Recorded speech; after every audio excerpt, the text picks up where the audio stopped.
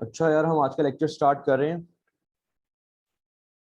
आज का lecture start कर रहे हैं। हमने कल मटेरियल चैप्टर स्टार्ट किया था और डॉक्यूमेंटेशन काफ़ी हद तक हमने उसमें देखी थी। ठीक है, और डॉक्यूमेंटेशन में हमने कहा था कि जिस वक्त एक मटेरियल को परचेज किया जाता है, जिस वक्त एक मटेरियल को परचेज किया जाता है, तो उस पूरे प्रोसेस, उस पूरे साइकिल में जो डॉक्यूमेंटेशन इन्वॉल्व होती है, उसमें किस स्टेप पे कौन सा डॉक्यूमेंट इन्वॉल्व होता है, किस स्टेप पे कौन से डॉक्यूमेंटेशन की ज़रूरत पड़ती है, क्योंकि वो रिकॉर्ड रखना होता है। जब माल आता है, माल जाता है, सारा कुछ इसका हिसाब किताब हमने पढ़ा था। ठीक है, सारा तकरीबन कल हमने डॉक्यूमेंटेशन पे ज़्यादातर बात की थी और हमारी किसी और चीज़ पे बात नहीं थी। ठीक है, आज हम स्टार्ट करने लगे हैं नेक्स्ट इससे उससे टॉपिक।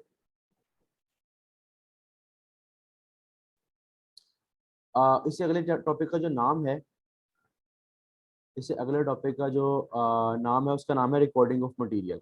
देखो, हमने ये चीज़ तो देख ली, हमने ये चीज़ तो देख ली कि भाई क्या कहते हैं, डॉक्यूमेंटेशन तो हमने देख ली कि क्या कहते हैं, जब हम माल आ रहा है, जब माल जा रहा है, उस बारे में तो हमने देख लिया कि डॉक्यूमेंट कौन कौन से इन्वॉल्व है। अब हम किस चीज़ पे जाने लगे हैं, बेसिकली रिकॉर्डिंग ऑफ मटेरियल की तरफ। रिकॉर्डिंग ऑफ मटेरियल क्या होता है? रिकॉर्डिंग ऑफ मटेरियल क्या होता है कि देखो, जब आपके पास माल आया स्टोर्स में, आपका स्टोर्स डिपार्टमेंट था जहाँ पे माल आता है, उसके बाद प्रोडक्शन में जाता है। आपका वो जो स्टोर्स डिपार्टमेंट है जहाँ पे माल आता है और यहीं से प्रोडक्शन को जाता है। अब जब स्टोर्स में माल आता है तो ऑब्वियसली बात है, वो रिकॉर्ड करता होगा ना, वो देखता होगा ना कि कब रिसीव हुआ है, कब इशू हुआ है, बाकी कितना बच गया है। जैसे फॉर एग्जांपल, मैं अगर स्टोर्स का मैनेजर हूँ तो मैं देखूंगा ना कि यार मुझे पहले 100 किलो आया, फिर एक और दोबारा 100 किलो आया, फिर दोबारा 100 किलो आया। अब मेरे पास 300 किलो जो है मेरे स्टोर्स में है। अब उसमें से मैंने इशू कर दिया प्रोडक्शन को 50 किलो। 300 में से 50 किलो मैंने प्रोडक्शन को कर दिया इशू। 300 में से 50 किलो मैंने प्रोडक्शन को कर दिया इशू, बाकी बच गया 250 किलो। तो मुझे पता होना चाहिए at the end of the month, जब मैं हिसाब किताब करूँ तो मुझे पक्का पता होना चाहिए कि at the end of the month 250 kilo रह गया। ठीक है, तो इस लिहाज से मतलब जब मटेरियल आता है या मटेरियल जाता है तो रिकॉर्ड किया जाता है, स्टोर्स रिकॉर्ड करता है। ठीक है, रिकॉर्डिंग ऑफ मटेरियल दो जगह पे होती है। रिकॉर्डिंग ऑफ मटेरियल कितनी जगह पे होती है? दो जगह पे होती है। पहला डॉक्यूमेंट, पहली जो जगह है, पहला जो ऐसा क्या कहते हैं कार्ड है जहाँ पे उसको वो रिकॉर्ड किया जाता है, जहाँ पे स्टोर्स डिपार्टमेंट रिकॉर्ड करता है, उसका नाम है बिन कार्ड। बिन कार्ड एक ऐसा कार्ड है कि जिसके ऊपर लिखा जाता है कि यार माल कब आ रहा है, कब जा रहा है, कितना रह गया। देखो मैंने यहाँ लिखा हुआ कि ये, एक मिनट, ये देखो यहाँ पे लिखा हुआ कि माल कितना आया, रिसीट्स, कितना माल आया, इशू, गया कितना, आया कितना, फिर गया कितना, फिर उसके बाद बैलेंस कि बच कितना गया। ठीक है, तो ये तीनों चीजें लिखी होती हैं बिन कार्ड के ऊपर। बिन कार्ड के बारे में ये मैं बात कर रहा हूँ, ये बिन कार्ड है, इसके बारे में। इसको बनाता कौन है, इसको मेंटेन कौन करता है? Stores department. बिन कार्ड जिसके ऊपर ये रिसीट्स, इशू, बैलेंस सारे लिखे होते हैं, तो इनको मेंटेन कौन करता है? Stores department. ठीक है, और स्टोर्स डिपार्टमेंट में बनाता कौन है? स्टोर्स डिपार्टमेंट तो चलो, स्टोर्स डिपार्टमेंट के अंदर ये स्टोर्स डिपार्टमेंट के बंदे बनाते हैं, लेकिन कौन बनाता है? तो ये मैंने लिखा हुआ है कि प्रिपेयर्ड बाय स्टोर कीपर। जो स्टोर कीपर होता है, जो स्टोर्स को देख रहा होता है, जो स्टोर को देख रहा होता है, स्टोर कीपर जो होता है, वो इसको प्रिपेयर करता है। और जब वो प्रिपेयर कर लेते हैं ना, उसके बाद ऑथराइज करता है वहां का मैनेजर। एक होता है स्टोर कीपर जो रोज, जैसे शॉपकीपर और शॉप मैनेजर होता है। शॉपकीपर क्या होता है? जो दुकान देख रहा होता है सुबह से रात तक। शॉप मैनेजर वो क्या होता है? आके सिर्फ मैनेज करता है। ठीक है, स्टोर कीपर इसी तरह स्टोर देख रहा होता है, माल उतार रहा होता है, रख रहा होता है, दे रहा होता है, मतलब हर लिहाज से वो फिजिकली इन्वॉल्व होता है स्टोर्स के साथ। लेकिन स्टोर मैनेजर जस्ट आके देख दो, नजर मारता है कि अच्छा यार सब ओके है कि नहीं, ठीक ओके, मैनेज करता है सिर्फ। तो जो स्टोर कीपर है, जो आपका स्टोर कीपर है, वो प्रिपेयर करता है और ऑथराइज कौन करता है? Store manager. ठीक है, और बिन कार्ड पे सिर्फ और सिर्फ एक चीज रिकॉर्ड की जाती है। बिन कार्ड पे सिर्फ और सिर्फ एक चीज रिकॉर्ड की जाती है, ओनली क्वांटिटी। ओनली क्वांटिटी, सिर्फ और सिर्फ ये देखा जाता है कितना माल आया, कितना माल गया, कितना माल बच गया, यानी कि कितने किलो माल आया, कितने किलो माल गया, कितने किलो माल बच गया। और स्टोर्स का भी काम इसी चीज से ही होता है। स्टोर्स को सिर्फ यही चीज पता होनी चाहिए, उसका पैसों से ताल्लुक नहीं है। स्टोर्स का ताल्लुक सिर्फ इस चीज से, कितना माल चाहिए, कितने केजी होना चाहिए, कितना बेचना है, कितने, क्या हिसाब किताब करना है, ये होता है सारा काम। तो बिन कार्ड वो है, वो कार्ड है, वो डॉक्यूमेंट है जिसके ऊपर जो रिकॉर्डिंग की जाती है मटेरियल की, क्या क्वांटिटी, और बनाता स्टोर कीपर है, ऑथराइज स्टोर मैनेजर करता है, क्या क्या उसके ऊपर रिकॉर्ड किया जाता है, रिसीट्स, इशू और बैलेंस। ठीक है, इसी तरह एक दूसरा डॉक्यूमेंट है, एक दूसरा अकाउंट है, एक दूसरा कार्ड है, एक दूसरा क्या कहते हैं पेज है, जिसके ऊपर सारा एक रिकॉर्ड मटेरियल को रिकॉर्ड किया जाता है उसका नाम है स्टॉक या फिर store ledger control account. Stock ledger control account या स्टोर लेजर कंट्रोल अकाउंट, इनमें से कोई एक नाम वो यूज कर सकता है, ठीक है। स्टोर लेजर कंट्रोल अकाउंट या स्टॉक लेजर कंट्रोल अकाउंट, ठीक है। ये बेसिकली पता है कौन बनाता है? ये बनाता है अकाउंट्स डिपार्टमेंट। ये बनाता है अकाउंट्स डिपार्टमेंट। देखो मैंने आपको कहा था कि दुनिया की कोई भी खबर हो फाइनेंशियली पहले पैसा जरूर देखा जाता है। इसी तरह बिजनेस का कोई भी काम हो उसमें अकाउंट्स डिपार्टमेंट जरूर इन्वॉल्व होता है। तो रिकॉर्डिंग ऑफ मटेरियल में एक रिकॉर्ड तो वो बना रहा है ना स्टोर्स डिपार्टमेंट, एक रिकॉर्ड अकाउंट्स डिपार्टमेंट भी बना रहा है। और वो क्या रिकॉर्ड करेगा? उसका काम भी यही तीनों चीजें रिकॉर्ड करना है कि कितना माल आ रहा है, कितना माल जा रहा है और कितना बच के। जिस तरह मैंने ऊपर बताया कि बिन कार्ड में स्टोर्स डिपार्टमेंट भी यही देखता है कि कितना माल आ रहा है, कितना जा रहा है, कितना बच के। इसी तरह सेम अकाउंट्स डिपार्टमेंट जो है ना, स्टोर्स लेजर कंट्रोल अकाउंट एक डॉक्यूमेंट है, उसके ऊपर यही लिख रहा होता है रिसीट्स, इशू और बैलेंस, ठीक है। लेकिन फर्क क्या होता है? एक छोटा सा फर्क होता है कि जो है ना अकाउंट्स डिपार्टमेंट क्या क्या रिकॉर्ड करता है, क्वांटिटी भी करता है और प्राइस भी करता है। यानी जो ऊपर हमने क्या पढ़ा था कि बिन कार्ड पर सिर्फ और सिर्फ क्वांटिटी की जाती है, बिन कार्ड पर सिर्फ और सिर्फ क्वांटिटी की जाती है, बिन कार्ड पर सिर्फ और सिर्फ क्वांटिटी रिकॉर्ड की जाती है। बिन कार्ड पे हमने प्राइस की बात नहीं की। लेकिन स्टॉक लेजर कंट्रोल अकाउंट पे प्राइस के साथ क्वांटिटी के साथ साथ प्राइस भी लिखी जाती है कि इतने केजी माल और इतने रुपए का माल जा रहा है, इतने रुपए का माल आ रहा है, ताकि वो अकाउंट्स अपने लिहाज से यूज कर सके उसको, ठीक है। और अकाउंट्स डिपार्टमेंट में इसको बनाता कौन है? अकाउंटेंट्स। जिस तरह वहाँ पे स्टोर डिपार्टमेंट में वो बनाता कौन था? स्टोर कीपर, ऑथराइज करता था मैनेजर। यहाँ पे अकाउंट्स डिपार्टमेंट में अकाउंटेंट्स बनाते हैं और क्वांटिटी और प्राइस दोनों इसमें इन्वॉल्व होते हैं, मतलब लिखे जाते हैं। और किस चीज के क्वांटिटी और प्राइस? रिसीट्स के, इशू के और बैलेंस के। मुझे बताओ यार, क्लियर हुआ recording of material? Recording of material clear हुआ सबको?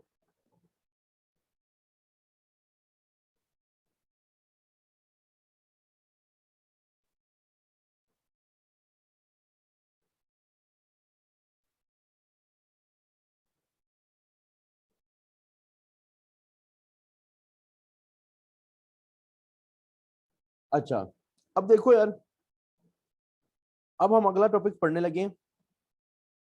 स्टॉक टेकिंग को हम पढ़ते हैं बाद में। यहाँ पे आओ।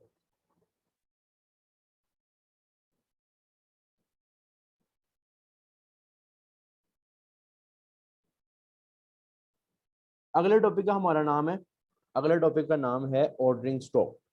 अगले टॉपिक का नाम है ऑर्डरिंग स्टॉक। ऑर्डरिंग स्टॉक क्या होता है? देखो यार, मैंने आपको शुरू में जब हमने मटेरियल स्टार्ट किया था तो मैंने कहा था कि हमने इस चैप्टर में मटेरियल से रिलेटेड काफी चीजें पढ़नी है। उसमें मैंने एक चीज कहा था कि आप ये भी देखोगे कि कितना माल मंगवाना है, ऑर्डर कितना करना है भाई। यही ना बताओ कि ऑर्डर कितना करना है। जैसे फॉर एग्जांपल मेरा बिजनेस है, छोटी सी दुकान है। कितनी दुकान है कि मेरा कस्टमर बहुत कम है, ठीक है, गाँव शाँव में दुकान है। और मैं काम करता हूँ कोका कोला का, मैं बेचता हूँ कोका कोला। और मैं पीछे से माल मंगवा लूँ भाई, ट्रकों के ट्रक ले आओ कोका कोला की, और भाई बिक्री ही नहीं है तो मैं मंगवाऊँ क्यों? इतना मैं माल मंगवा क्यों रहा हूँ कि जब आगे मुझे पता है इतना कस्टमर ही नहीं आना। और एक बिजनेस इतना बड़ा है कि उसका मतलब कि कहीं टोल प्लाजा पे या कहीं इस तरह की जगह पे जो है ना रेस्टोरेंट है जहाँ पे चलता है, बहुत चलता है। और वो सिर्फ और सिर्फ कहे कि यार मुझे क्या कहते हैं ना, 2 क्रेट्स दे जा, तो 2 क्रेट्स तो यार तेरे घंटे के अंदर खत्म हो जाएंगे। और 10 दिन के माल में 2 क्रेट्स मंगवा रहा है। तो ऑर्डर कितना करना है ये चीज बड़ी मैटर करती है। ज्यादा ऑर्डर कर लोगे मसला है, चीज खराब हो जाएगी। ज्यादा ऑर्डर कर लोगे तो मसला है, चीज खराब हो जाएगी। कम ऑर्डर कर लोगे, मसला है कि जब कस्टमर ज्यादा आ जाएगा तो चीज पूरी नहीं कर पाओगे, कस्टमर सेटिस्फेक्शन नहीं पूरी कर पाओगे। मसला ये होगा, आपकी गुडविल खराब होगी, आपका नाम खराब होगा बिजनेस का। तो फिर उस सूरत में आप क्या करो? उस सूरत में आप क्या करोगे कि जब यार ये वाले मसले मसाइल जो है, ऑर्डर कितना करना है, फिर क्या करोगे? कोई ना कोई कैलकुलेशन अप्लाई करोगे ना। तो अब मैं उसी कैलकुलेशन की तरफ जा रहा हूँ। हमारे टॉपिक का नाम क्या है? Ordering stock. हमारे टॉपिक का नाम है ऑर्डरिंग स्टॉक। और ऑर्डरिंग स्टॉक में हमने पढ़ना किया कि कितना माल ऑर्डर करना है, how much quantity should be ordered. कितना माल ऑर्डर करना है, असल गेम ये है। कितना माल ऑर्डर करना है, असल गेम ये है, ठीक है।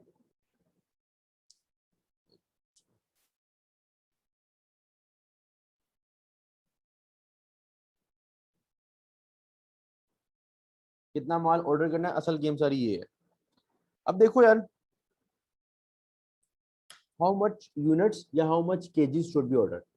सबसे पहले ना, ये सीखने से पहले ऑर्डरिंग स्टॉक के कितना माल मंगवाना चाहिए एक बिजनेस को, क्या देख के मंगवाना चाहिए माल, उससे पहले ना पता होना चाहिए बिजनेस कौन सी किस्म का है। बिजनेस जो दो किस्में हमने इस में पढ़नी है, इस सब्जेक्ट में मैनेजमेंट अकाउंटिंग एससीसी में पढ़नी है फाउंडेशन के लिहाज से, उसमें बिजनेस की दो टाइप्स के हिसाब से हम पढ़ेंगे कि बिजनेस दो टाइप्स के होते हैं। अगर ये टाइप है तो इस तरह मंगवाएगा माल, इतना मंगवाएगा माल, अगर ये दूसरी टाइप है तो इस तरह मंगवाएगा। बिजनेस की टाइप्स कौन कौन सी है सुनो। पहली बिजनेस की टाइप है रिटेल बिजनेस। एक बिजनेस होता है रिटेल बिजनेस, एक बिजनेस होता है रिटेल बिजनेस, और एक बिजनेस होता है मैन्युफैक्चरिंग बिजनेस। पहले मतलब समझ लो। रिटेल बिजनेस होता है कि फॉर एग्जांपल क्या चीज देखो, ये देखो ये टैबलेट है, ये टैबलेट है, ठीक है ना। अब देखो मैंने ये टैबलेट जब मंगवाया ना, मैंने इस नियत से मंगवाया था कि मैं इसको बेच दूंगा। मैंने जब ये टैबलेट मंगवाया था, ये सीरियस बात है, मैंने इसको जब ये टैबलेट मंगवाया मैंने इसलिए मंगवाया क्योंकि मैंने बेचने थे टैबलेट्स, ठीक है, मेरे पास टैबलेट्स पड़े हुए थे, मैंने आगे बेचने थे। अब ये टैबलेट मेरे पास है, मैंने मंगवाया, ठीक है। अब मैंने बनाया नहीं है ये टैबलेट, मैंने मंगवाया और आगे बेच दिया। वो बिजनेस, वो ट्रेड्स जो माल फिनिश गुड्स मंगवाई, बनी बनाई चीज मंगवाई और आगे थोड़े अपना प्रॉफिट रख के बेच दिया, इसको बोलते हैं रिटेल बिजनेस। लेकिन फॉर एग्जांपल मेरी फैक्ट्री लगी हुई है जहाँ पे ये टैब बन रहा है, मेरी फैक्ट्री लगी हुई है जहाँ पे ये टैब बन रहा है, मैन्युफैक्चर हो रहा है प्रॉपरली, इसके पुर्जे अलहदा आते हैं, इसका मैन्युफैक्चरिंग अलहदा होती है, इसके ऊपर एक्सपेरिमेंट्स अलहदा होते हैं, बनता है असेंबल मेरे पास होता है, अलहदा से मेरी पूरी फैक्ट्री है जहाँ टैबलेट बन रहा है। अगर इस टाइप का बिजनेस है कि चीज खुद बना रहे हो और फिर बेच रहे हो, वो होता है मैन्युफैक्चरिंग बिजनेस। तो डायरेक्टली आप फिनिश गुड्स मंगवा के आगे बेच दोगे, ये देखो सप्लायर से क्या मंगवाया, फिनिश गुड्स मंगवाया और आगे बेच दिया, ये रिटेल बिजनेस है। और मैन्युफैक्चरिंग क्या, सप्लायर से पहले रॉ मटेरियल मंगवाया, उसको फिनिश गुड्स में कन्वर्ट किया and then we have to sell, ये होता है क्या कहते हैं मैन्युफैक्चरिंग बिजनेस। अगर रिटेल बिजनेस होगा तो सीधी सीधी बात है, आप रॉ मटेरियल थोड़ी मंगवाओगे। रिटेल बिजनेस में आप रॉ मटेरियल नहीं मंगवाओगे, आप क्या मंगवाओगे, आप मंगवाओगे जितना आइटम आपने सेल करनी है, जितने यूनिट्स आपने बेचने हैं वही मंगवाओगे, वो यूनिट्स फिनिश गुड्स मंगवाओगे आगे बेच दोगे, ठीक है। तो रिटेल बिजनेस में आप ऑर्डर करोगे यूनिट्स। रिटेल बिजनेस में बेसिकली आप ऑर्डर करते हो यूनिट्स, यूनिट्स का मतलब क्या है, फिनिश गुड्स ऑर्डर करते हो, ठीक है। रिटेल बिजनेस में आप ऑर्डर करते हो यूनिट्स, बने बनाए यूनिट्स। और मैन्युफैक्चरिंग में पहले आप ऑर्डर करते हो रॉ मटेरियल, फिर रॉ मटेरियल को आप कन्वर्ट करते हो फिनिश गुड्स में, फिर बेचते हो। तो यहाँ पे दोनों बिजनेस में फर्क आ गया ना, कि रिटेल बिजनेस वाले बंदे क्या मंगवा रहे हैं बाहर से, सीधा फिनिश गुड्स मंगवा रहे हैं, सीधा फिनिश गुड्स मंगवा रहे हैं, और उन्होंने उनकी नेचर, उनकी सोच क्या है कि हमने क्या करना है, मंगवा के बेचना है। लेकिन मैन्युफैक्चरिंग बिजनेस वालों का सीन ये है कि वो सप्लायर से मंगवा रहे हैं केजीज, माल मंगवा रहे हैं रॉ मटेरियल की फॉर्म में, और उनकी बेचने की नीयत बाद में है, लेकिन उससे पहले उनकी प्रोडक्शन की नीयत है कि वो हम माल मंगवा के पहले प्रोडक्ट तो बना ले, फिर उसके बाद बेच लेंगे। तो दोनों की नीयतों में फर्क आ गया, दोनों की गोल्स में फर्क आ गया, दोनों के एहसासात में फर्क आ गया, तो समझ रहे हो ना, दोनों में फर्क आ गया तो दोनों का फिर कैलकुलेशन भी फर्क है थोड़ी बहुत, कोई बड़ी चीज नहीं है, एक छोटा सा पॉइंट है जो मुख्तलिफ है। ये जो आपको बताते हैं ना कि बड़ा मुश्किल है एसीसी और ये वो, कुछ ऐसा कोई सीन नहीं है भैया ना, जब तक तब तक एसीसी आसान ही है, ठीक है। अब देखो, पहले हम देखने लगे कि अगर रिटेल बिजनेस है, पहले हम देखने लगे हैं कि अगर फॉर एग्जांपल रिटेल बिजनेस है, कौन सा बिजनेस है, रिटेल बिजनेस है। रिटेल बिजनेस का मतलब क्या होता है, रिटेल बिजनेस का मतलब ये होता है कि माल आया और चला गया, नियत क्या थी, बेचना है, मंगवाया बेचना है। तो मैं यहाँ पे क्या करने लगा हूं कि हमारी यहाँ पे नियत क्या कि हमने बेचना है, हमने जो माल मंगवाना है फॉर सेल मंगवाना है, सीधा आया और आगे बेच दिया, ठीक है। अच्छा, अब क्या सीन है कि जब मैं ये करूंगा, मैं यहाँ पे एक मिनट इसको ना इरेज करता हूँ फिर दोबारा।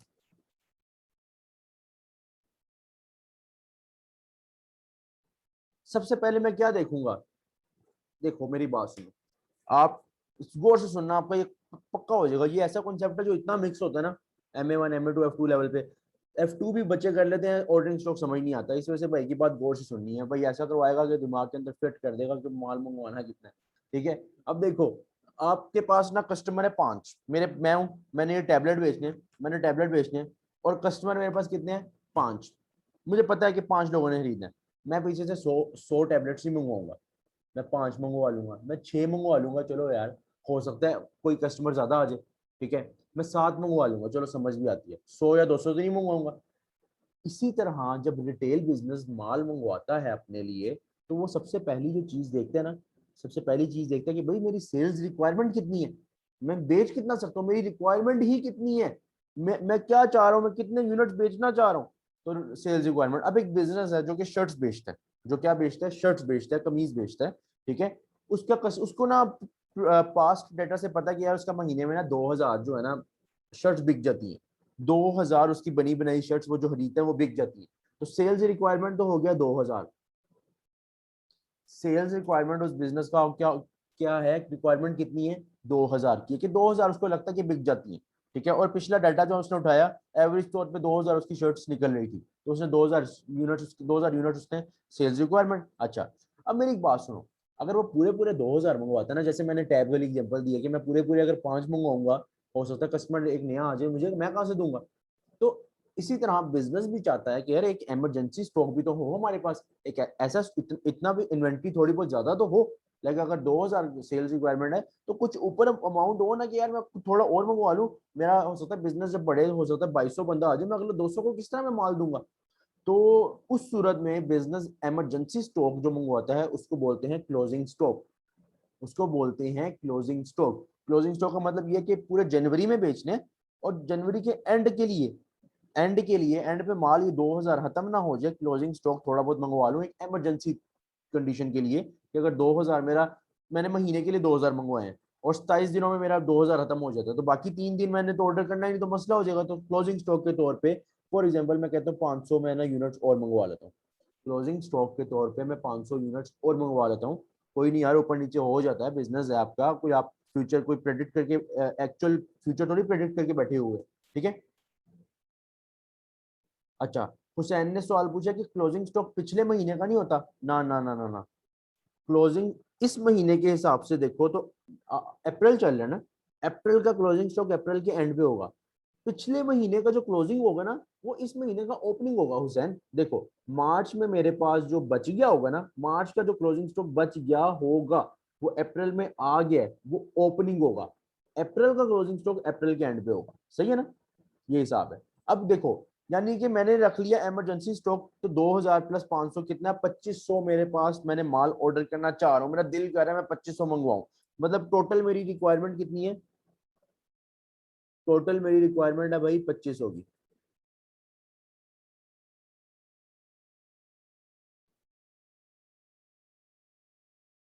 टोटल रिक्वायरमेंट कितनी है, 2500 की। ठीक है ना, टोटल रिक्वायरमेंट मेरी कितनी है, 2500 रुपए की। अब 2500 तो मेरी टोटल रिक्वायरमेंट है, लेकिन अब फॉर एग्जांपल अप्रैल के लिए मैंने ऑर्डर करना था ये माल, 2000 मेरी रिक्वायरमेंट थी, 500 मैंने ऊपर रखने को कह दिया। पता चला कि मार्च के अंदर जो मैंने शर्ट्स मंगवाई थी ना, मार्च में भी तो इस तरह मैं मंगवाता हूँ ना, पहले से बिजनेस चलता आ रहा है, उसमें से 300 शर्ट्स बच गई थी, उसमें से 300 शर्ट्स बच गई थी। देखो मार्च पिछला है, मैं अप्रैल में खड़ा हूं, मार्च वाले जो 300 शर्ट्स बच गई हैं उनका क्या करूं, उनको फेंक दूं, आग लगा दूं? नहीं, उनको मैं लेके आऊंगा ना, अप्रैल में आ गई ना वो। अब 2500 मैंने यहाँ पे मंगवानी है, मेरी जरूरत है 2500 की, तो मैं 2500 अगर सारी मंगवा लूंगा तो पिछली 300 भी तो है, तो टोटल तो 2800 हो जाएंगी। अरे मुझे तो 2500 रखना है अपना लेवल, मुझे रखना है 2500 लेवल, मेरी रिक्वायरमेंट 2500, मैं 2500 में खुश हूँ, मेरा बिजनेस चल जाएगा, तो मुझे क्या जरूरत है भाई 2800 रखूं, मैं क्यों टेंशन लूँ 300 शर्ट्स की। तो इस वजह से जब आप देखते हो ना कि आपकी टोटल रिक्वायरमेंट 2500 आ गई है, आप उसमें से माइनस कर दो पिछले महीने से जो बचा है क्लोजिंग स्टॉक, इस महीने के लिए वो ओपनिंग स्टॉक होगा, माइनस कर दो ओपनिंग स्टॉक। फॉर एग्जाम्पल मैंने बताया 300 शर्ट्स हैं, इसमें से माइनस कर दो, और आंसर आ जाएगा ऑर्डरिंग स्टॉक के, ऑर्डर कितना करना है, आंसर कितना आ गया 2200। तो इस 2200 का मतलब ये है कि 300 आपके पास पड़ी हुई है, 300 पड़ी हुई है हाथों में अपने पास, फिजिकली हमारे पास अवेलेबल है, 2200 मंगवा लो। 2200 प्लस ये 2200 मैंने निकाला ऑर्डरिंग स्टॉक, 2200 प्लस 300, 2500 आपके हाथ में आ गई शर्ट्स। आप कारोबार करो अपना, फिर मई में देखना है, अब जून में देखना है, अपनी टेंशन है वो तब देखना। ठीक है, यानी कि जो रिटेल बिजनेस है वो अपना ऑर्डरिंग स्टॉक कितना माल मंगवाना है किस तरह देखता है, सेल्स रिक्वायरमेंट में प्लस कर दो क्लोजिंग स्टॉक में माइनस कर दो ओपनिंग स्टॉक। इसका फॉर्मूला मैंने ऐसे लिखा हुआ है, ये देखो ये फॉर्मूला लिखा हुआ है,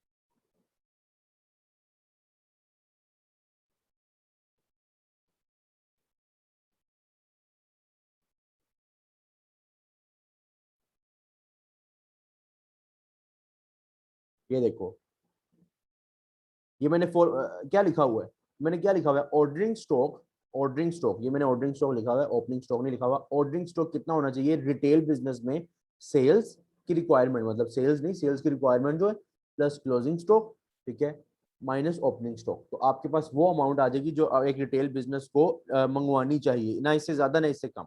ठीक है ना, ये हो गया रिटेल बिजनेस। ठीक है, एक एग्जांपल मैंने शायद आगे लिखवाई होगी, हाँ देखो, एम कंपनी, गौर से सुनो, गौर से सुनो, M company is going to order finish goods. M company है जो ऑर्डर करने लगी है फिनिश गुड्स, यानी कि रिटेल बिजनेस है, तभी तो फिनिश गुड्स ऑर्डर कर रही है। Sales of the month of March would be, March की जो सेल्स हैं वो 3000 यूनिट्स हैं। सेल्स रिक्वायरमेंट या सेल्स कितनी है, 3000 यूनिट्स हैं। अब ओपनिंग स्टॉक उसने दिया है मार्च का तो कुछ भी नहीं दिया, फेब्रुवरी का ओपनिंग स्टॉक उसने दिया है 300, ठीक है, फेब्रुवरी का ओपनिंग स्टॉक दिया हुआ है 300। अच्छा, मार्च का क्लोजिंग स्टॉक दिया हुआ है 100 और फेब्रुवरी का क्लोजिंग स्टॉक दिया हुआ है 200। गौर से सुनना, गौर से, गौर से सुनना। मार्च का उसने ओपनिंग स्टॉक नहीं दिया, ठीक है, माना। फेब्रुवरी का उसने क्या दिया, ओपनिंग स्टॉक दिया है 300 के फेब्रुवरी के स्टार्ट पे। हमें किसका निकालना है, हमने निकालना है मार्च का ओपनिंग स्टॉक, ठीक है। तो हमें मार्च फेब्रुवरी का ओपनिंग स्टॉक तो हमारे लिए रेलिवेंट है ना, फेब्रुवरी कब स्टार्ट हुआ था, कब एंड हुआ। अब मार्च का हम निकालना चाह रहे हैं तो फेब्रुवरी का तो ताल्लुक नहीं है, ठीक है, लेकिन फेब्रुवरी का एक लिहाज से ताल्लुक आएगा, बताता हूँ कहाँ पे आएगा, गौर से सुनो। क्लोजिंग स्टॉक और ओपनिंग स्टॉक इस तरह वो उसने मार्च का भी दिया हुआ है, ठीक है। अब देखो ओपनिंग स्टॉक का फॉर्मूला क्या, sales plus closing stock minus opening stock, sales plus closing stock minus opening stock. अब मार्च की सेल्स जो अंदाजा ने उसने सेल्स बताई है वो कह रहे हैं 3000 यूनिट्स बिक सकते हैं, तो 3000 सेल्स ये तो मंगवाना ही मंगवाना है, प्लस क्लोजिंग स्टॉक, मार्च का क्लोजिंग स्टॉक कितना है 100 यूनिट्स के, मार्च के एंड पे एज अ इमरजेंसी 100 यूनिट्स पड़े हो, ठीक है, माइनस मैंने किया 200। हालांकि मार्च के ओपनिंग स्टॉक में तो कुछ भी नहीं लिखा हुआ, लेकिन मार्च के ओपनिंग स्टॉक में कुछ नहीं लिखा हुआ, ये तो देखो, इधर तो देखो कि उसने बोला फेब्रुवरी के एंड पे 200 यूनिट्स बच गए थे, तो भाई फेब्रुवरी का क्लोजिंग स्टॉक ये मैंने लिखा हुआ है would be the March of का ओपनिंग स्टॉक, पिछले महीने का क्लोजिंग इस महीने का ओपनिंग, पिछले महीने का क्लोजिंग इस महीने का ओपनिंग। वजह क्या, अब क्या बात बनी कि यानी कि ये 200 जो था ये बच गया था, अब मार्च में आ गया तो इसको मैंने ओपनिंग स्टॉक के तौर पे माइनस कर दिया। ऑर्डर में कितना करूंगा, 2900 यूनिट्स, 2900 यूनिट्स। ये मैंने एक सवाल किया, मुझे बताओ यहाँ तक क्लियर है सबको, ऑर्डरिंग स्टॉक रिटेल बिजनेस के हिसाब से, अभी मैन्युफैक्चरिंग की तरफ जाना है, क्लियर है तो यस लिखो एक मरतबा,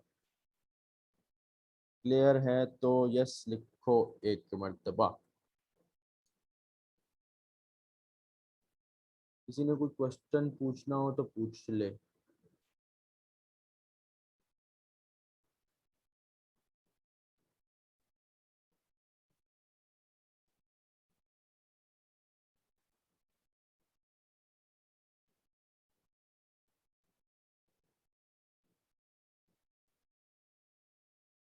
नहीं उस्मान, मैंने ना मार्च का निकाला है, मार्च का सेल्स रिक्वायरमेंट, मार्च अभी स्टार्ट हुआ है, मार्च अभी स्टार्ट हुआ है, उस लिहाज से पूछा कि मार्च का ऑर्डरिंग स्टॉक क्या है, तो मार्च की सेल्स रिक्वायरमेंट 3000 यूनिट है, मार्च की सेल्स हुई नहीं है अभी, सेल्स रिक्वायरमेंट है, बजटेड है कि 3000 हो सकती है, उसमें ऐड कर दो मार्च के सेल्स में ऐड कर दो क्लोजिंग स्टॉक मार्च का माइनस ओपनिंग स्टॉक पिछले फरवरी का।